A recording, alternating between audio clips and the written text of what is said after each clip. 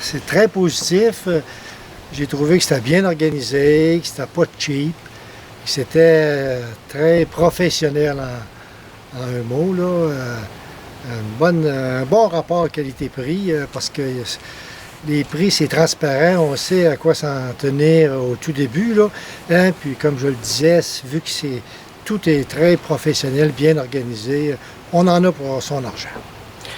Et vous avez eu un problème question santé dans lequel vous avez reçu l'assistance de staff de Caravana de Mexico, question hôpital, question traduction, français-espagnol, enfin, quelle était votre expérience de la façon comment vous étiez assisté, disons, dans ce moment difficile question santé quand vous étiez au Mexique?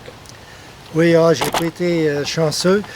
Dans un premier temps, on était à Taxico de mémoire et j'ai été accompagné à la clinique médicale parce que je parle presque pas espagnol, là, juste je comprends quelques mots, mais j'avais vraiment besoin de savoir où aller, puis rendu là pour pouvoir m'exprimer sur mon problème de santé. Là. Fait que j'ai eu un accompagnement personnalisé. Puis le lendemain, de retour à Mexico City, Ciudad, comme on dit des fois, j'ai de nouveau dû aller à la clinique, à l'urgence de l'hôpital, d'un des hôpitaux de Mexico, et j'ai été de nouveau accompagné par France, qui m'a accompagné pour une deuxième journée.